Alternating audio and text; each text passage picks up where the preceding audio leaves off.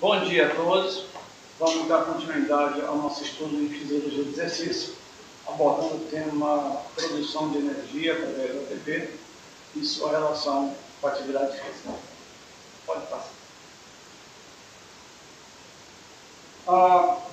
Dentro da questão da produção de energia, nós verificamos na aula anterior que quando nós ingerimos um alimento, esse alimento não é utilizado como fonte energética diretamente, que ele é armazenado sob a forma de um composto chamado adenosina trifosfato. Tá? O que seria adenosina trifosfato?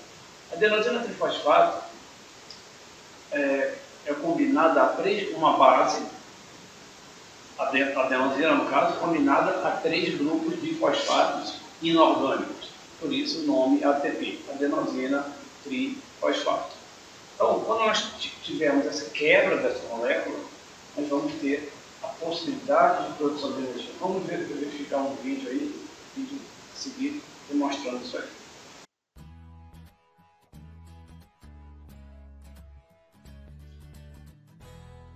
Welcome to BioVid episode 3. My name is Leslie Samuel.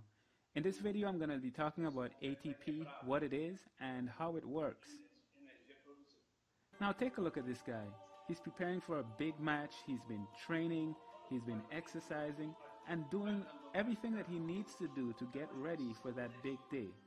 But the question is, how does he get this energy? Well, part of the answer has to do with a small molecule with a big name.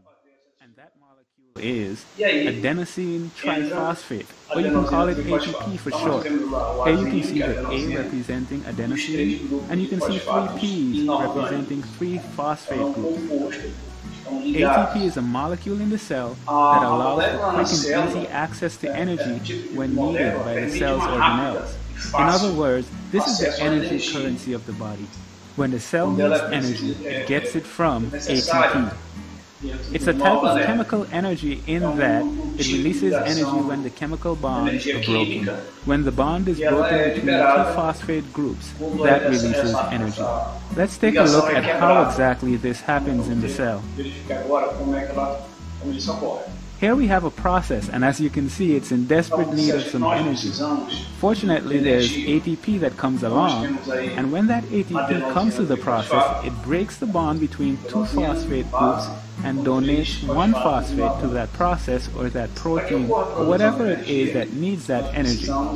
When this happens, the process gets the energy that it needs, and it can then do whatever task it needs to accomplish. Let's get rid of this process for now. And now you can see we are left with 2 phosphate groups, so it's no longer ATP, it's ADP, or adenosine diphosphate.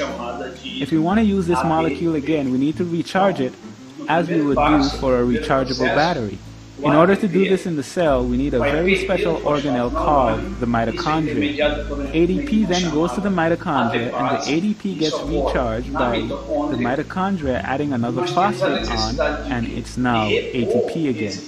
So whatever you're doing, whether you're preparing for a big match or just going for a jog, playing some football, or even just spending time with that special someone in the park, it does take energy, and that energy is provided by ATP passa para ADP e depois retorna para ATP. Vamos revisar, com mais calma esse processo. Então, aí existe a ilustração aí, descrevendo o que acontece. Quando a enzima ATPase atua sobre o ATP, o último grupo fosfato separa-se da molécula de ATP, então ela torna-se ADP. Então nós temos lá superior, a base, nós temos lá 3 fosfatos.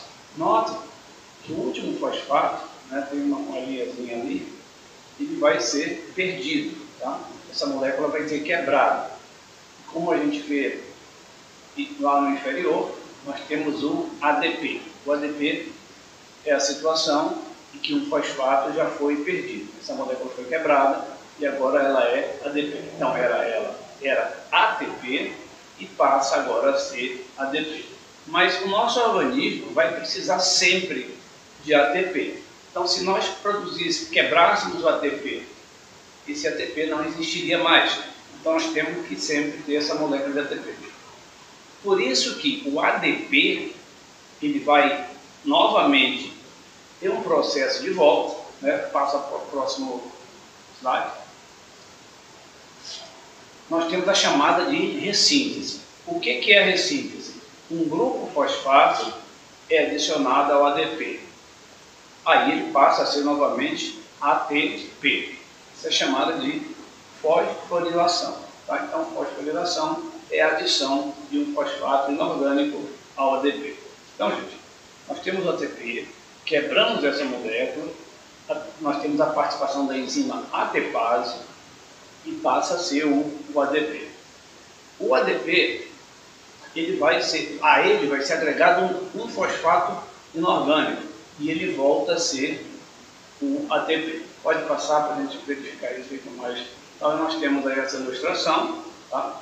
Nós temos no primeiro momento a relação entre substrato energético, ATP e produção de energia. Quando quebra-se a molécula de ATP, vai ficar ADP, correto? Então nós temos a necessidade de adicionar um fosfato inorgânico. E aí começa a participação dos substratos energéticos. Né? Já verificamos que nós temos substratos energéticos, o carboidrato, a gordura e a proteína, que a proteína tem pequena participação. Então vamos nos deter ao carboidrato e gordura. Dentro desse processo também, nós temos um outro, a creatina fosfato, que também participa desse processo. Então, para que seja reposto esse fosfato inorgânico, nós temos que ter a participação do substrato energético. Bom, vamos inicialmente abordar esse tema, né, de modo superficial, para quando chegarmos lá no sistema energético, adentrarmos mais ao conteúdo. A reposição do fosfato pode vir do carboidrato, pode vir da proteína, do carboidrato, pode vir da gordura ou pode vir da creatina fosfato. Tá? Ele pode vir de um dos três. O que vai determinar a adição desse fosfato? Quem vai participar? Gordura, carboidrato ou creatina fosfato? A intensidade ou velocidade de execução. A intensidade é que vai determinar quem vai participar. Primeira observação importante é que quando fazemos uma atividade, nós, de modo bem simples, nós temos dois sistemas energéticos, aeróbio e anaeróbio. A atividade aeróbia, de modo bem simples, para melhor entendimento inicial, é aquela que nós fazemos em uma baixa intensidade, que nós temos oxigênio suficiente para realizar aquela atividade. A atividade anaeróbica é quando nós temos uma dificuldade maior, né? Vamos botar bem simples, né? Você faz uma atividade intensa e você começa a ficar uma dificuldade de respirar, né? Então isso seria, a princípio, atividade anaeróbica. Tá? Então nós temos aeróbio e anaeróbio. Nesse processo, a atividade aeróbia, ela tem como principal substrato energético a gordura. E a atividade anaeróbia, o carboidrato. Então agora vamos entender como a gordura e o carboidrato vão repor esse fosfato. Se eu faço alguma coisa em baixa intensidade, eu vou utilizar mais gordura. Se eu faço uma atividade mais intensa, eu vou utilizar mais carboidrato. Por que eu digo mais carboidrato e mais gordura? Por quê? Uma atividade lenta ou uma atividade mais intensa, eu sempre vou usar mais do substrato energético. Eu vou utilizar uma atividade lenta, de baixa intensidade, eu vou utilizar mais gordura e menos carboidrato. Quando eu aumento a minha intensidade, eu vou utilizar mais carboidrato e menos gordura. Então a reposição desse fosfato vai depender da intensidade do exercício. Se é uma intensidade baixa, a reposição desse fosfato ele vai ter como fonte a gordura. Se eu aumento a intensidade, a reposição desse fosfato tem como base o carboidrato. Vamos passar para a próxima. E agora, né, nós vamos começar a entender melhor os sistemas energéticos. Nós temos basicamente dois sistemas energéticos. O sistema energético aeróbio e o sistema energético anaeróbio. Tá? Como falamos anteriormente, uma diferença bem simples é que o sistema aeróbio é aquele que a gente faz de modo bem confortável, sem ficar ofegante. O anaeróbio, nós já temos uma intensidade mais alta e uma dificuldade maior de respirar. Vamos entender melhor isso aí. O sistema anaeróbio, ele subdivide em dois. Anaeróbio lático e anaeróbio alático. Tá? Então nós temos dois sistemas, aeróbio e anaeróbio. O anaeróbio subdivide em anaeróbio lático e anaeróbio alático. O que é sistema anaeróbio alático? O sistema anaeróbio alático é uma intensidade muito alta, ele é utilizado em uma intensidade muito alta, que dura até 10 segundos. Tá? Então vamos colocar o centroavante está lá, né, está parado esperando o lançamento, alguém lançou a bola para ele. E ele parte a toda velocidade em direção à bola. Até 10 segundos ele vai estar utilizando o sistema anaeróbio alático. Tem como fonte energética básica a creatina fosfato. Tá? Isso ocorre em atividades que durem até 10 segundos, numa intensidade máxima, em qualquer esporte. Tá? Pode ser na natação, pode ser no futebol, pode ser no boxe, enfim, qualquer esporte. Então esse é o sistema anaeróbio alático. Tem como base a creatina fosfato, e nós vamos verificar também que a partir de 10 segundos, essa potência começa a cair. Por que ela começa a cair? Porque o substrato creatina fosfato começa a diminui muito. Então nós não temos mais a capacidade de ter essa potência, porque simplesmente o substrato diminuiu muito. Seria mais ou menos, do modo, fazendo uma analogia, um carro que tem gasolina, então ele vai, quando a gasolina começa a acabar, ele não tem mais condição de continuar naquela velocidade. E depois nós temos o sistema anaeróbio lático. Tá? Então, a partir de 10 segundos, começa a prevalecer o sistema anaeróbio lático. Esse sistema tem como principal substrato o carboidrato. Então, quando a gente começa a fazer uma intensidade não tão alta como no sistema anaeróbio alático, mas ainda alta, começamos a utilizar o carboidrato como fonte energética. Lembre, utilizamos carboidrato e utilizamos gordura, só que utilizamos mais carboidrato do que gordura. Então, o sistema anaeróbio lático é aquele que tem como fonte primária, em termos de substrato energético, o carboidrato. Esse sistema tem o pico em 40 segundos. Tá? Imagine que o indivíduo começa a correr a toda velocidade, ele está numa pista e ele vai dar uma volta na pista, tá? Uma volta de 400 metros na pista. Ele parte com toda a velocidade dele. Os primeiros 10 segundos, ele usa o sistema anaeróbio alático, principalmente. A partir de 10 segundos, ele começa a utilizar o sistema anaeróbio lático. E o pico desse sistema vai ocorrer, em média, aos 40 segundos, quando ele estiver numa velocidade máxima. Né? Então, a prova de 400 metros, né, quem já correu tem essa experiência, dependendo do nível, dura ali 50 segundos, 1 minuto, em termos de recorde mundial é menos.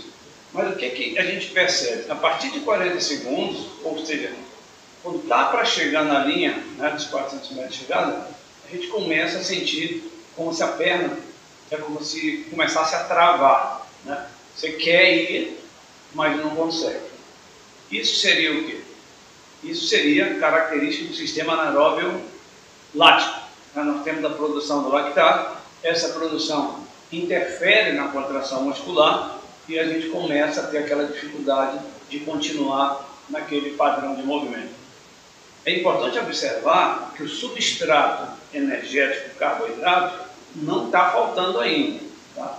É diferente do sistema anaeróbio alático, quando o estoque de creatina começa a diminuir muito.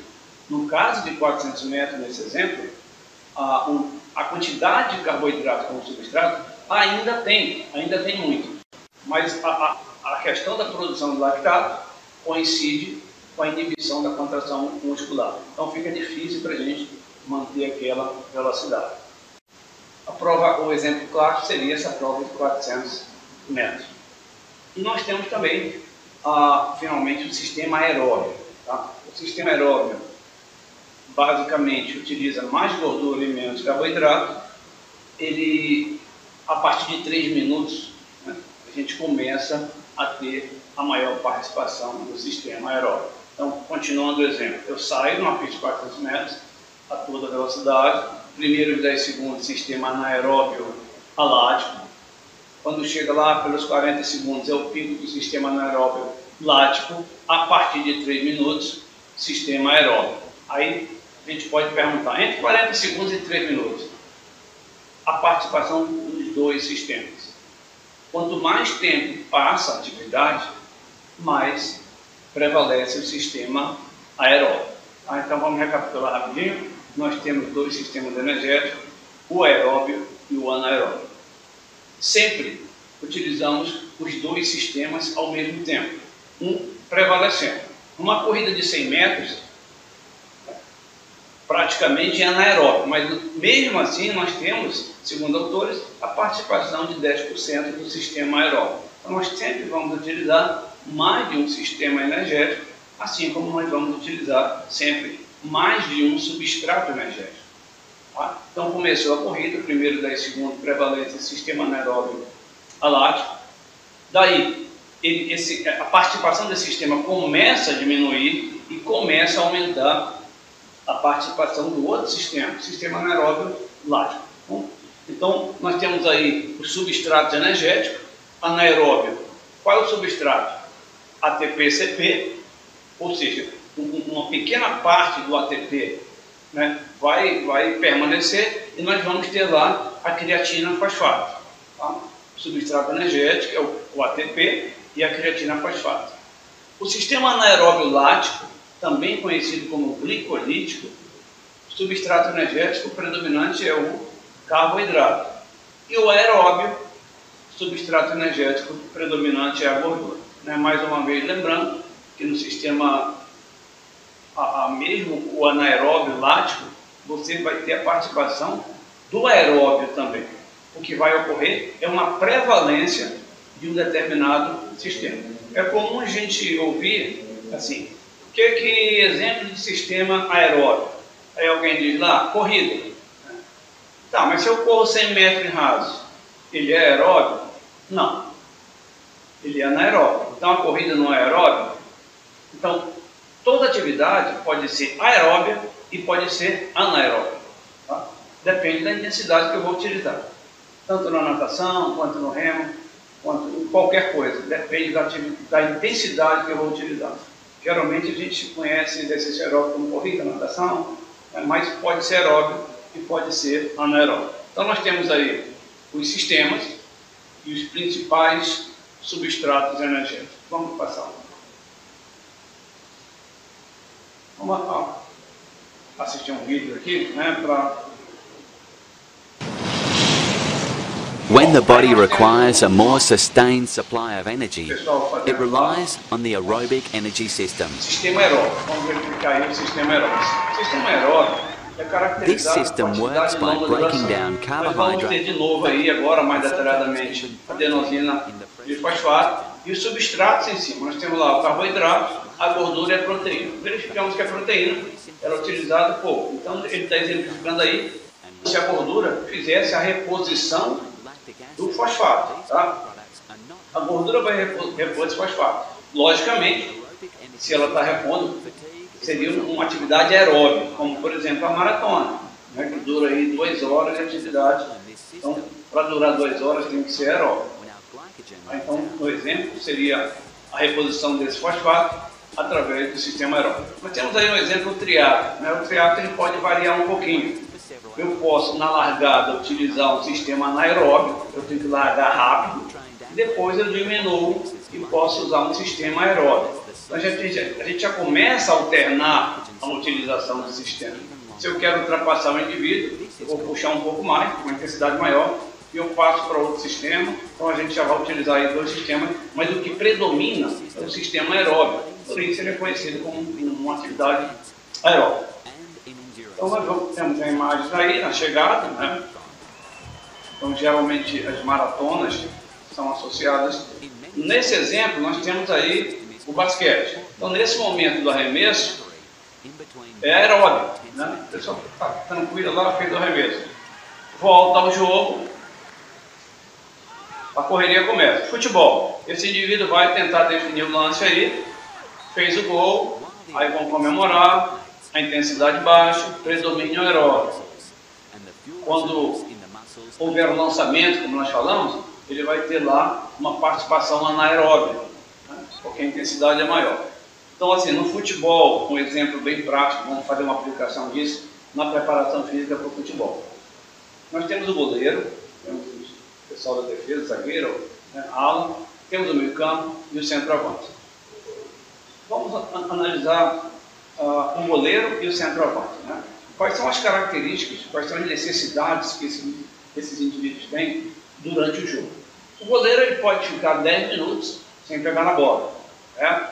Então ele vai lá, fica olhando o jogo, o time dele está melhor, de repente tem um cruzamento contra o time dele.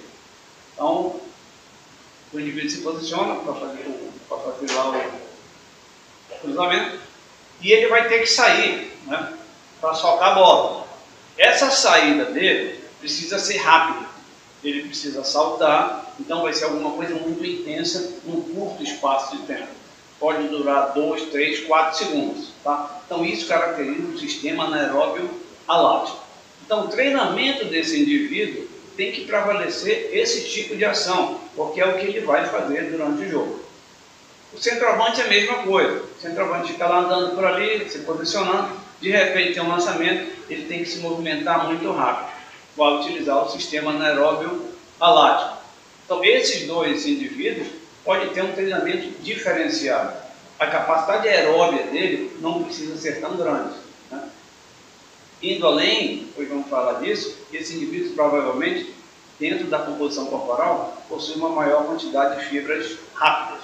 O treinamento dele tem que ser voltado para esse tipo de atividade, popularmente conhecido como explosivo, né? Já o meio-campo de uma equipe, ele tem que se movimentar muito mais, né? Constantemente se movimentando. Então a capacidade aeróbia dele tem que ser maior. Um cabeça de área, por exemplo, ele tem que ter uma capacidade aeróbica grande e tem também que ter um certo grau de capacidade anaeróbica para dar o combate rápido, né? Para fazer a marcação rápida. Então, numa equipe de futebol, o treinamento não pode ser igual para todos, né? Você pode ter um momento de todos juntos, depois você começa a diferenciar o treinamento, separa, faz um tipo de treinamento para cada necessidade dos jogadores. Tá? Então seria só um exemplo de uma aplicação desses sistemas energéticos. O sistema aeróbio, nós temos lá a medição dele é através do consumo máximo de oxigênio, ou chamam de VO2 máximo, que é a quantidade de oxigênio consumido por minuto. Ele pode ser medido em laboratório, através da ergospirometria, como demonstra a imagem, ou de um modo mais simples, um teste de 12 minutos. Né? Nós sabemos que a ergospirometria tem que ser no laboratório, tem que ter equipamento, um teste caro, devido ao equipamento, e nem todo mundo tem acesso. Outra forma seria o teste de 12 minutos, né? O famoso, conhecido como teste de Kuhn. Através desse teste, podemos verificar o VO2, existe uma forma específica para isso, e a partir daí, através da intensidade percentual, determinar as chamadas zonas de treinamento do indivíduo. Faz-se o teste, o teste deu 100%, por exemplo, vamos utilizar a corrida como exemplo. O indivíduo fez lá e no resultado verificou-se que cada quilômetro ele faz a 5 minutos. Então, cada quilômetro ele corre 5 minutos. Então, 5 minutos por quilômetro seria 100% para ele. Tá? Então, a gente vai calcular aí, dentro dos parâmetros gerais para a prescrição de exercício, 80%, vamos dizer, 70% para a corrida aeróbia dele. Né? Então, 70%, 5 minutos seriam, vezes 60, são 300 segundos. 300 segundos, você multiplica aí 70%, sobra 30%. Né? 30% em cima de 600 seriam 18 segundos a mais. Então, a zona aeróbia dele seria 5 minutos e 18 segundos por quilômetro.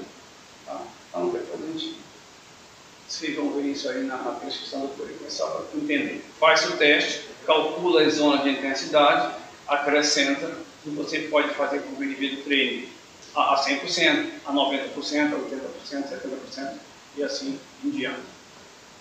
Vamos passar aí mais. Tá. Dentro dos substratos energéticos, nós vamos ver agora a questão dos carboidratos. Tá? Então, aí nós temos aí o primeiro modo de produção de energia, né? Vamos fazer uma revisão. Energia do ATP. Então, aí só vai explicar, né, a questão do sistema cardiorrespiratório. E aí nós vamos ter início aí. Então, vamos lá. Nós temos lá o ATP, adenosina trifosfato. 3-fosfato, tá? Essa molécula vai ser quebrada para que ocorra a produção. Quando quebra essa molécula, nós temos a produção de energia e a produção de calor. Toda vez que produzimos energia, produzimos calor. Falamos isso na questão da calorimetria. Observando as fibras musculares, nós vamos ver que para que ocorra o movimento, nós temos lá o sarcômero. Né? O sarcômero, a participação da miosina, né, da actina, que vai fazer com que esse sarcômero se encuste para ter a contração muscular. Para que isso ocorra, nós temos a participação do ATP.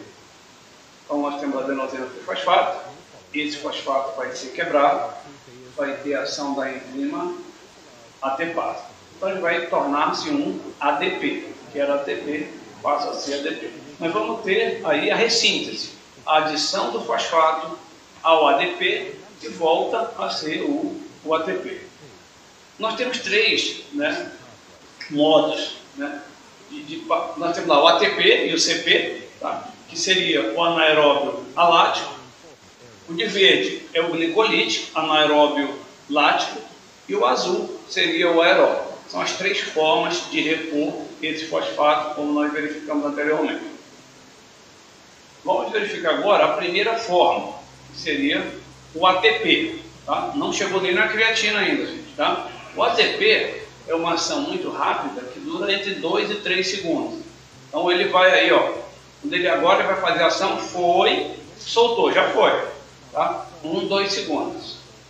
Então são ações de altíssima intensidade máxima, né, que dura até 2 a 3 segundos. Tá? A partir daí, então você vai ver lá, né, lá em cima, lá, a bolinha vermelha, até 2 segundos, aqui embaixo em função do tempo, nós temos lá a participação do ATP. O próximo a ser verificado vai ser já o CP, no caso aí é a creatina fosfato. Então o exemplo seria uma corrida de 100 metros, já passou de 2, 3 segundos, né, já passou da utilização do ATP e agora ele entra na creatina fosfato. Tá?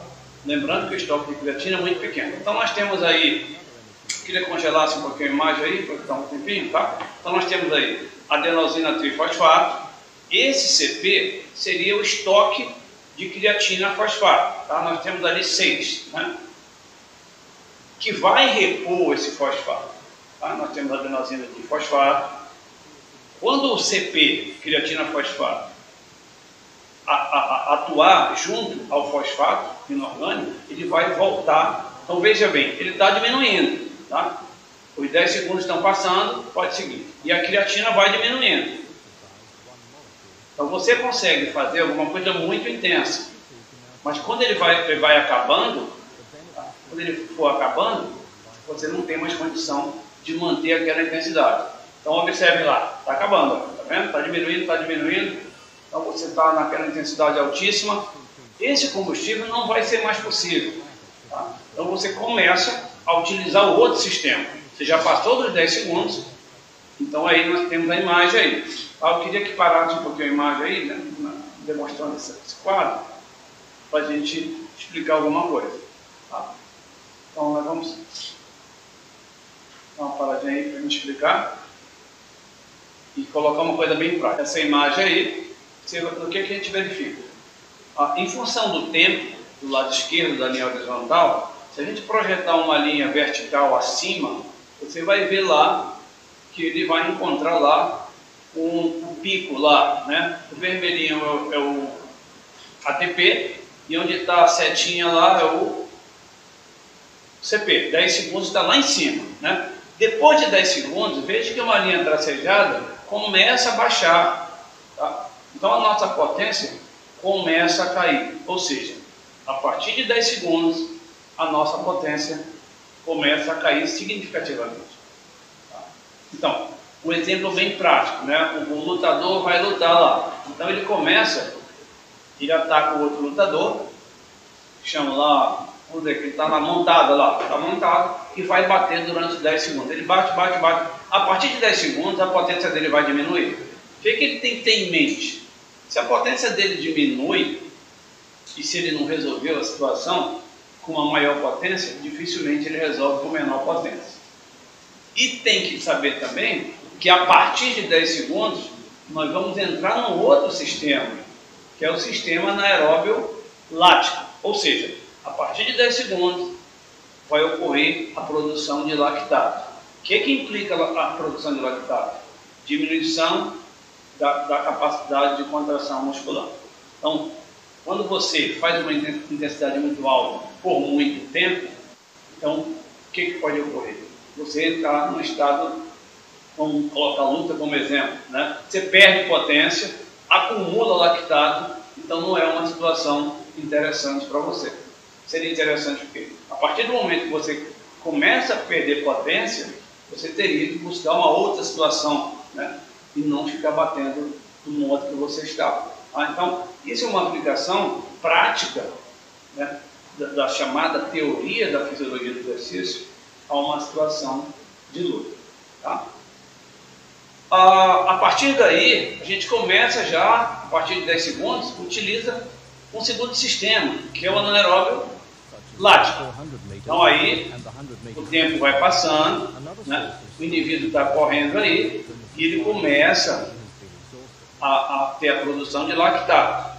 E essa produção de lactato, que vem aí nesse tipo de sistema do glicogênio, nesse tipo de sistema, a reposição do fosfato vai ser pelo glicogênio muscular, tá? Não vai ser mais pela creatina.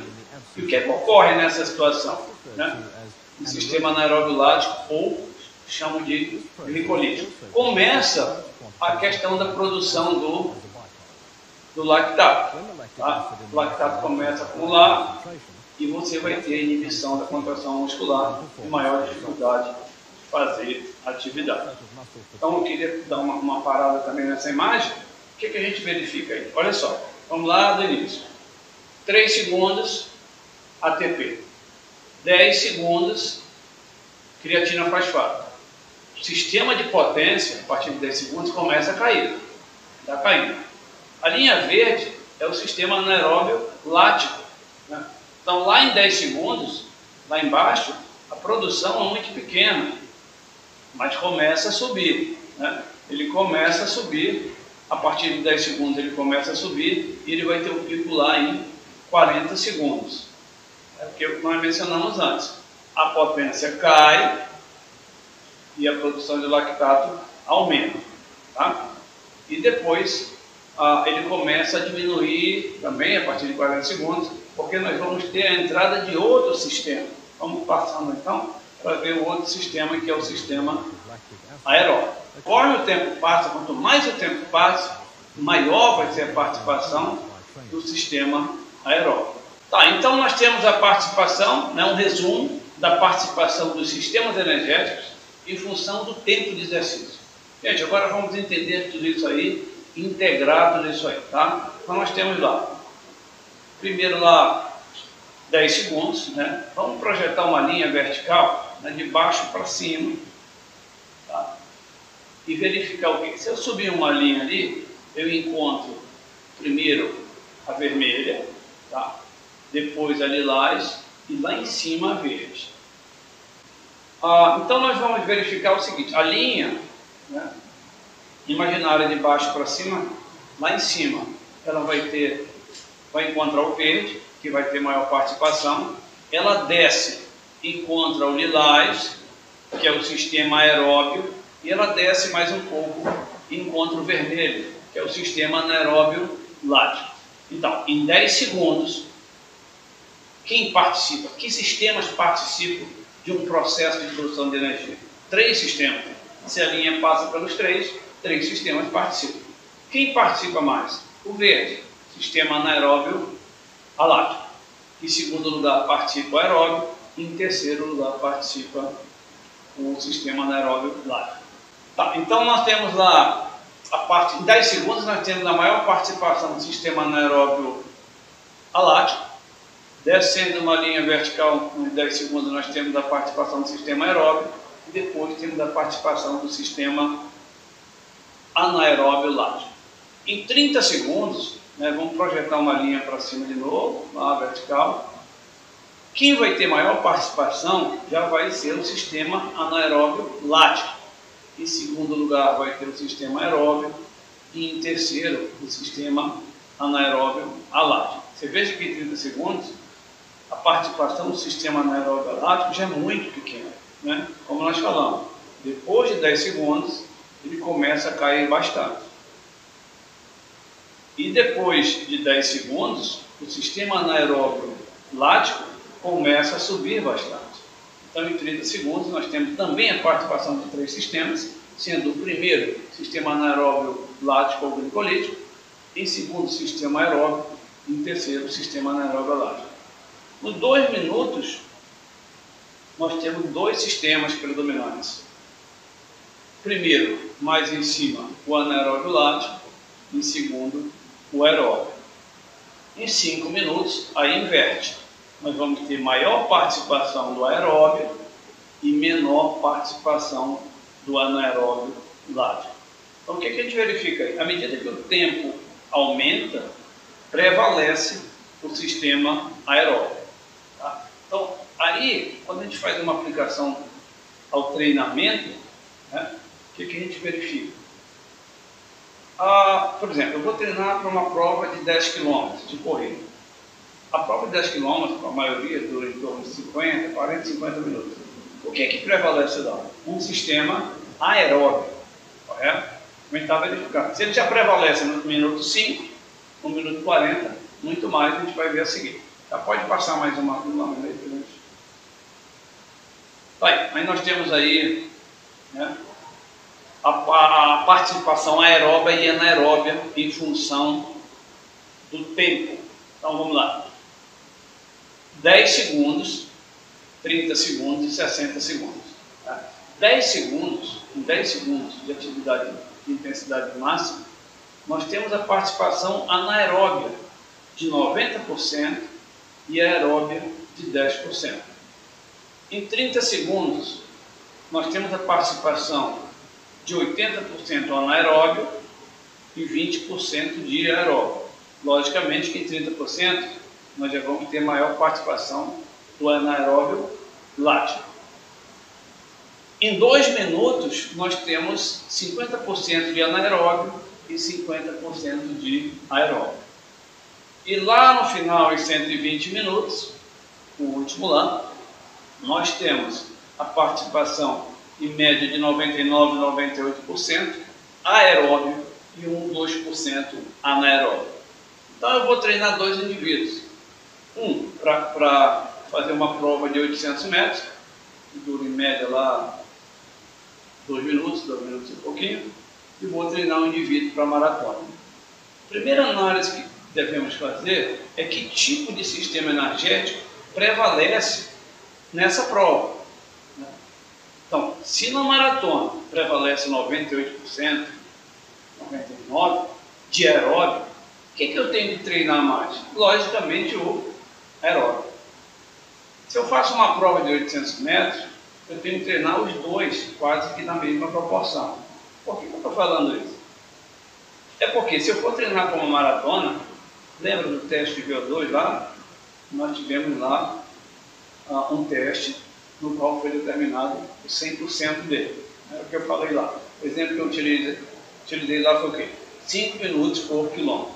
Esse indivíduo correndo a 5 minutos por quilômetro, equivalendo a 100% dele, o que diz o parâmetro geral para o treinamento? O treinamento de condição aeróbica usa 75, 65 até 80, 85% do VO2 máximo. Então eu pego aqueles 5 minutos e faço o cálculo para ele, 70%, é como nós falamos lá. Digamos que daria lá, acho que 5,18. Esse é o ritmo, a intensidade que ele tem que correr dentro dos parâmetros para que ele desenvolva a capacidade aeróbica dele. E aí ele vai treinar isso aí.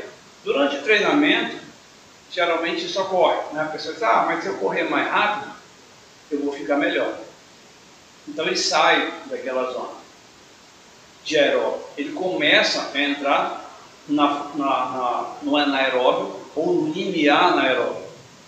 Aquele tipo de treinamento não vai desenvolver a capacidade aeróbica dele, não vai ser específico para uma maratona. Então, nem sempre você treinar mais rápido significa melhor qualidade de treino. Tá? Você pode ter, nós falamos no princípio da adaptação, supercompensação, você pode ter maior dano à fibra, você pode ter maior dano articular, você pode ter maior gasto de carboidrato, porque quando você aumenta a intensidade, o substrato predominante é o carboidrato. Então, às vezes a gente procura, acha que treinar mais rápido é melhor, mas você está saindo do teu sistema energético predominante. Né? Se a gente utilizar, comparar 800 metros por 5 km, isso pode ser muito mais confuso. Tá? Eu posso querer treinar para 5 km na intensidade que eu treino para 1.000 metros, 2.000 metros, então não estou efetuando o treino que eu deveria fazer dentro do caráter científico. Né? Eu posso ter aquela coisa empírica, eu vejo lá, é muito comum ter 2 corredores, aí o cara pergunta, olha, quanto é o teu ritmo hoje? O cara, eu fiz até 5,18. Aí o outro corre a 5,30. E ele acha o quê? Se eu correr a 5,18 como ele, eu vou ficar igual a ele. Mas a tua capacidade aeróbica não é essa atualmente. Então tu está num percentual maior. Está no percentual, por exemplo, de 90%, que já é um limiar anaeróbico. É um outro tipo de treino. Então, muito cuidado com isso. Tá? A gente melhora nossa condição, nossa capacidade funcional através de treino, através do tempo. Essa adaptação é lenta e progressiva. Então, o sistema energético, ele vai utilizar o estudo do sistema energético, vai ajudar a determinar a zona ideal de treinamento. Tá? Então, essa seria a participação aeróbia, anaeróbia, né, em diferentes situações de tempo, com a participação dos 2 sistemas. Pode passar. Aí também só um resumo do que nós falamos, né? Duração de 1 a 4 segundos anaeróbio, o ATP, já está no músculo lá. A partir de 4 a 10 segundos o anaeróbio, aí já é o ATP creatina fosfato. De 10 a 45 começa a utilizar o anaeróbio, já entra o ATP, o CP, a creatina e o glicogênio muscular. E aí ele vai lá até mais ou menos lá aos 3 minutos, quando finaliza com o aeróbio, utiliza lá a gordura e um pouco também do glicogênio muscular. Pode passar.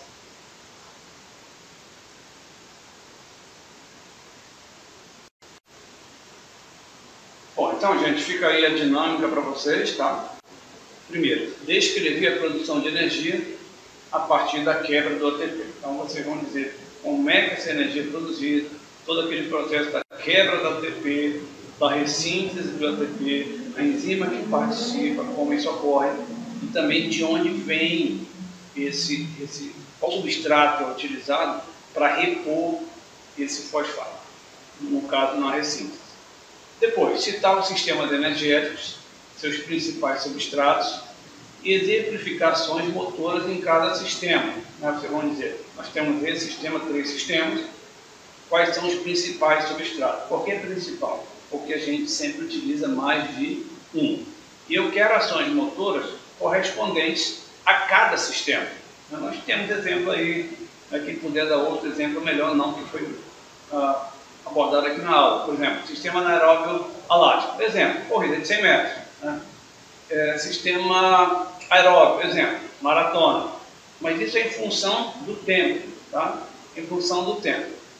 E depois, definir o consumo máximo de oxigênio, ou VO2 máximo, e um teste para avaliar esse consumo. Vocês vão ver, verificamos já qual é esse teste para abordar essa valência aí. Então, a gente fica com essa dinâmica, tá? E obrigado, até logo.